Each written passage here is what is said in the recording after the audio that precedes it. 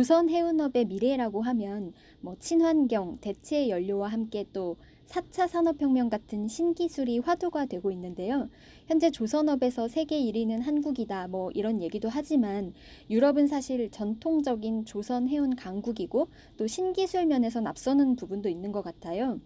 또 조선 해운에서 이제 가장 중요한 선주들이 유럽에 많으니까 유럽의 조선 해운 트렌드를 읽는 건 중요할 것 같다는 생각이 드는데요. 이제 기술 개발로 인해서 업계가 어떻게 변화할 거라고 보시는지 설명을 부탁드립니다.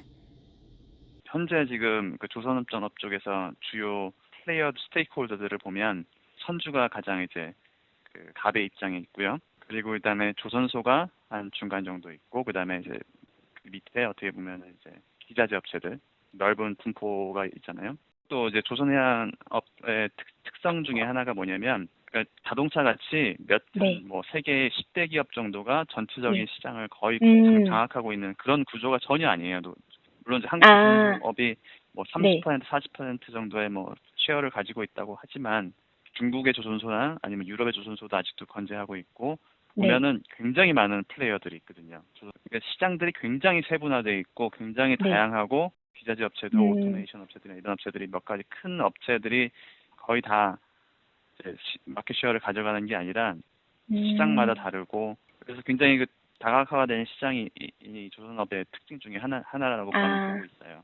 그런데 이제 친환경 기술과 그리고 이제 앞으로 이제 자율운행 선박 기술 이런 것들이 등장을 하면서 자율운행 선박에 들어섰을 때 거기서 가장 중요한 역할을 그러니까 결국은 이제 어떻게 보면 우버나 이제 이런 쪽의 공유 경제 등을 보면 이제 새로운 기술 중심적인 회사들이 음, 중심에 서게 되고 그다음에 그 음, 뒤에는 이제 금융이 굉장히 중요하게 금융 자체는 계속 중요하고 그다음에 실제로 이제 오퍼레이터들이나 이런 사람들의 역할이 지금은 이제 선주로서의 역할이 제일 중요한 부분이긴 한데 네, 그런 부분들이 이제 좀 약화되고 그다음에 조선소도 음, 제작사로서의 위상이 좀 떨어지게 되고 결국 이제 시스템 아, 인티그레이터 업체들 현재는 지금 그게 이제 콩스버그나 바칠라나 뭐 이런 오토메이션 업체들이라고 볼 수 있는데 이런 예, 업체들이 예, 지금 주도권을 가져오게 될 거라고 지금 자기네들이 보고 그쪽에 음. 실력을 키우려고 굉장히 노력하고 있거든요. 어떻게 보면 약간 4차 산업혁명 기술을 먼저 적용하는 회사들이 그 시장의 주도권을 가지게 될 건데, 그런 네. 지금 현재 막 그 우버나 막 이런 기업들이 뜨는 것처럼 바르칠라나 그 콩스버그 예로 들어주신 그런 기업들이 그렇게 부상을 하게 될 거다. 뭐 이런 의미신 건가요?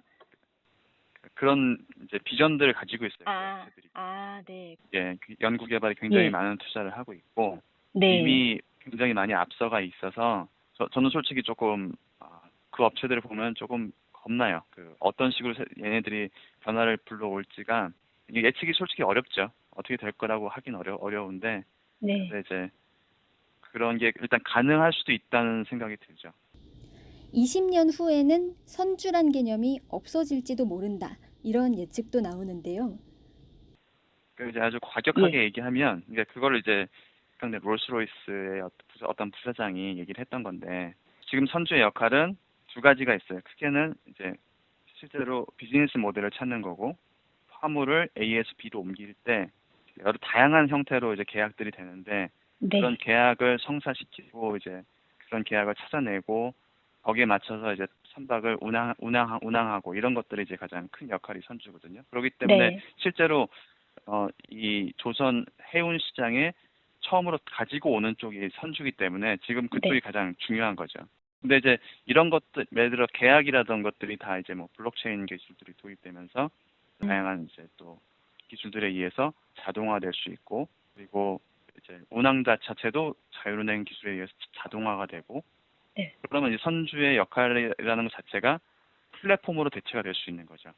만약에 그런 네. 상황이 벌어진다면 그 플랫폼을 제공할 수 예. 있고 플랫폼에 대한 핵심 기술을 가지고 있는 업체들이 이제 주도권을 가져가게 될 수가 있죠.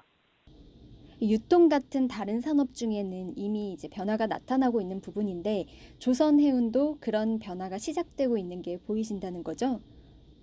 그렇죠. 그런 관련된 음. 연구도 같이 하고 있고 국내는 어떤가요? 제가 보기엔 조선 3사 모두 다 알고 예. 다 이런 것들을 아시고는 계실 거예요. 예. 그런 분들하고 얘기를 해보면 물론 이제 네. 시류는 잘 알고 계시고 그러나 이제 실제로 너무 큰 변화라서 네. 그리고 어떻게 보면 조선소의 비즈니스 모델 자체가 크게 바뀔 수 있는 분야라서 현재적으로 나서기가 쉽지는 않다고 제가 보기엔 그렇게 생각을 하고 있어요.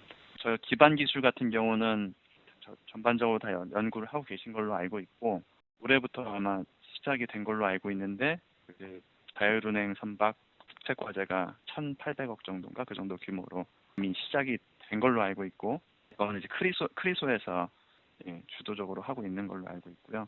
연구에 대한 투자는 굉장히 많이 되고 있어요. 이제 어렵게 느껴지는 점이 한국 기업 입장에서 어렵게 느껴질 수 있는 부분이 뭐냐면 이미 이제 네. 강자들이 있는 거죠. 전 세계적으로. 예를 들어 콩스버그, 바칠라.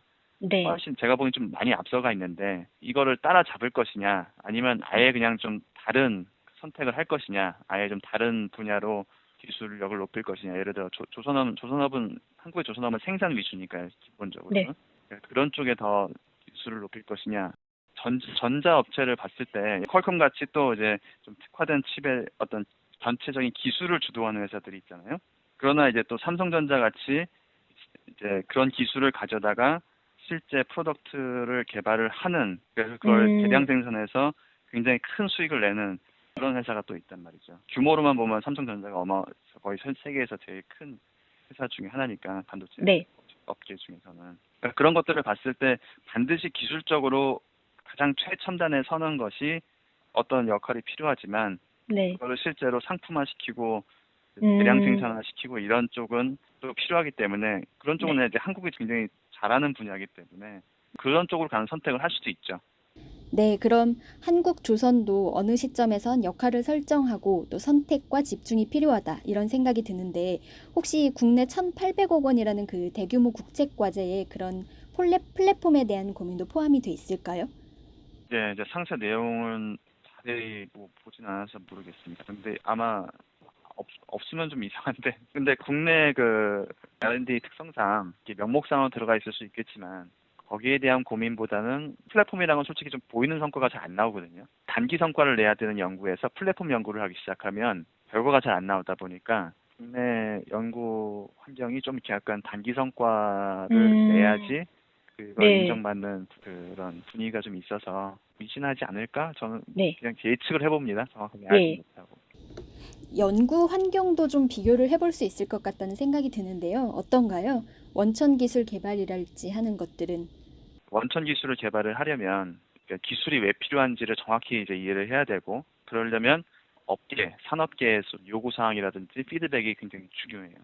원천 기술을 개발하기 위해서는 단기 성과가 나오진 않을지라도 네. 투자해서 연구 개발을 할 수 있는 좀 장기적인 관점의 연구가 필요하고 그다음에 그 중간 다리로 결과들을 가져다가 업계에다가 적용시킬 수 있도록 응용 연구를 하는 이런 세 가지 축이 잘 돌아가야 되는데 그러니까 제가 네. 있는 연구소는 그 응용 연구를 하는 연구소예요. 기초 연구는 대학에서 주로 하고요.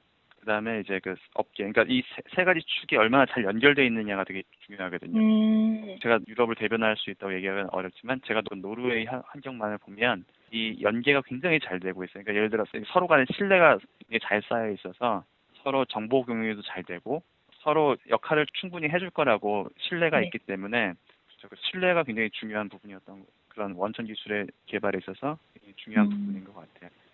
노르웨이 하면 한국인이 그렇게 많지는 않을 것 같은데 어떤가요? 학교나 뭐 일하시는 곳에는. 제가 처음 그 석사 박사를 하러 왔을 때 기본적으로 그 NTNU 마린 테크놀로지의 석사는 제가 1호고요. 그다음에 박사로는 2호예요. 이지훈 교수님이라고 조선대에 계시는 교수님이 계시는데 그분이 1호고 한국인 유학생이 그만큼 없었어요. 지금은 그래도 한 평균 한 해 석사생이 한 15명 정도 되고 그다음에 박사도 한 평균 한 3명, 4명 정도가 계속 있는 상태죠. 예전보다는 많이 늘어났고요. 신테프 오션에는 한국인이 저 혼자고요. 신테프는 이제 더 큰 연구재단 그룹인데 거기에는 이제 한국인이 좀 몇 분 계시긴 해요. 근데 좀 없어요. 그래 전반적으로 없는 상황이고 프로나임이라는 곳이 이제 뭐 교민이 한 50명이 될까 말까 할 것 같은데 제가 보기엔 신테프 전체 그 과학 연구를 하는 사람들이 이제 2,000명 정도 되고 그 중에 제가 아는 바로는 한국 국적을 가진 사람은 저 혼자고요. 네. 교포까지 아. 포함하면 제가 알기로는 3명인데 한 자릿수입니다. 지금 조선업에서 한국 기업들의 위상이 높다 보니까 이제 노르웨이에서도 좀 기대를 받으실 것 같아요. 또 앞으로 박사님 포부도 궁금한데요. 노르웨이 연구기관에서 보는 한국 조선소는 기술적으로도 차별돼 있고 그 규모 면에서는 뭐 세계 정상이죠. 그렇기 때문에 그런 곳에서 일하고 왔다는 사람에 대한 뭐 기대가 있고요. 실제로 저는 이제 연구 쪽에 있지만 업계로 갔을 때 한국 네. 조선소에서 일하고 왔다는 건 굉장히 큰 프리미엄이에요. 그게 인정을 받는 부분이고, 그래서 저는 이제 연구 쪽에 있으니까 저 나름대로의 이제 좀 역할을 하고 싶은 게 제 연구소에서도 좀 저를 통해서 바라는 게 한국 예. 쪽이랑 좀 더 공동 연구를 좀 폭을 넓혀서 현재는 지금 공동 연구라는 게 거의 좀 미미한 상황이거든요.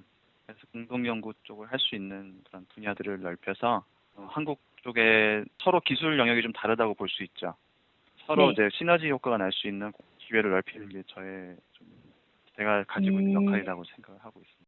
네, 박사님 말씀 너무 감사합니다.